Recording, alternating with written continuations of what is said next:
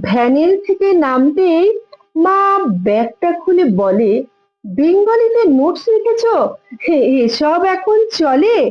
বলবে না আর অঙ্ক, ভূগোল, জ্যাঠা, বাবা, কাকা। বন্ধ করো অশিক্ষিতের মতন এসব ডাকা। ভূগোল তো নয়, জিওগ্রাফি, অঙ্ক, ম্যাথামেটিক্স এখন থেকে হতেই হবে টোটাল সিস্টেমেটিক। মাসি, পিসি, কাকি, জেঠি সবাই এখন আন্টি।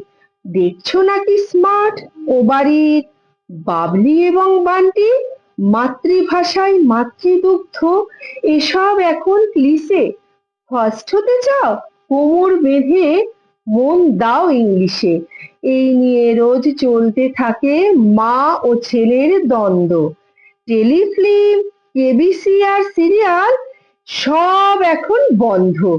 বাবা বলল, ঢের শিখেছো, ধন্যি তোমার কেতা।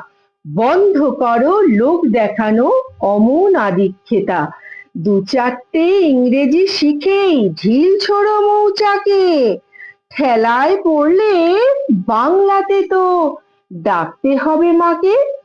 নমস্কার বন্ধুরা, আমি আজকে শোনালাম কবি অপূর্ব দত্তের লেখা একটি কবিতা, মাতৃভাষা।